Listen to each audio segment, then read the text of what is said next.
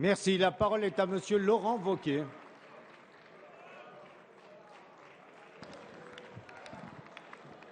Monsieur le Premier ministre, 3,2 millions de demandeurs d'emploi. 3,2 millions. Avec vous, la France va franchir le record absolu du nombre de chômeurs que nous n'avons jamais connu. Et pendant ce temps-là, de quoi débattons-nous dans l'hémicycle? Nous débattons d'une loi sur les tripatouillages électoraux.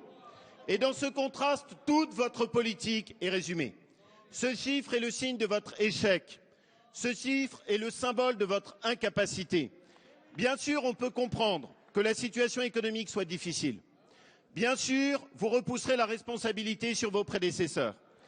Mais ce qui est impardonnable, Monsieur le Premier ministre, c'est que depuis 10 mois, vous n'ayez pas concentré toute l'action de votre gouvernement sur ce seul sujet.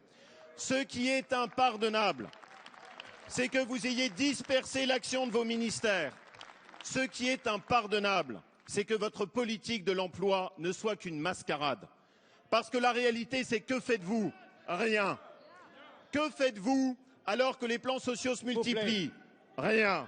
Un crédit d'impôt compétitivité pour 2014. Que faites-vous en matière d'emploi des jeunes? 15 000 contrats d'avenir en 10 mois. Que faites-vous alors que nous avons plus de 1000 demandeurs d'emploi en plus chaque jour? Vous préférez parler du mariage pour tous ou du droit de vote des étrangers. Vous préférez diviser les Français au lieu de les unir autour de la seule lutte contre le chômage et pour l'emploi.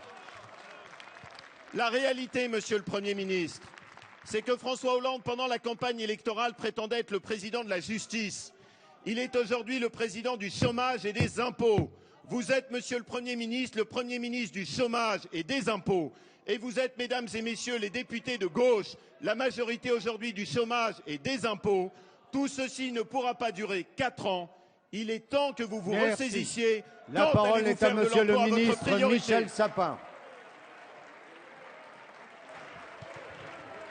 Allez, on rétablit le silence, s'il vous plaît. Mesdames, Messieurs les députés, Monsieur le ministre Wauquiez, j'ai pour vous beaucoup de considération. Et je le dirai d'autant plus que vous avez partagé avec moi-même une difficile responsabilité, celle du ministère de l'Emploi et du Travail. Entre, me semble-t-il, sauf erreur de ma part, mars 2008 et la fin 2010, c'est vous qui, chaque mois, avez eu annoncé l'augmentation du nombre des chômeurs. Chaque mois.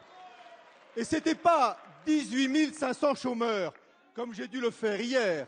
C'était 65 000 chômeurs de plus, 78 000 chômeurs de plus, 72 000 chômeurs de plus.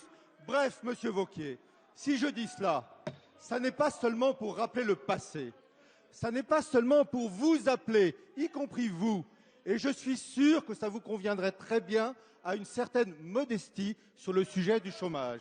Si je le fais, Monsieur le député, Monsieur le ministre, c'est pour vous dire et dire à l'ensemble de ceux qui nous regardent que cette question du chômage, cette montée, malheureusement jusqu'à présent, inexorable du chômage, elle date de juillet 2008. 1 million de chômeurs, 1 200 000 chômeurs de plus. Ça devrait tous nous rendre ici modestes et en même temps volontaires pour agir. Il ne sert à rien, Monsieur le ministre, de vouloir tourner en dérision telle ou telle mesure. Vous voulez qu'il y ait plus d'emplois d'avenir? Alors faites le travail comme élu local, comme représentant d'un département, comme responsable politique. Vous voulez qu'il y ait plus de contrats de génération? Alors allez-y, parlez-en dans les entreprises. Vous verrez, ça va marcher à fond. Vous pensez que le CICE n'est pas assez connu? Alors allez l'expliquer dans les entreprises et vous allez voir, ça va marcher. Nous agissons, vous ne faites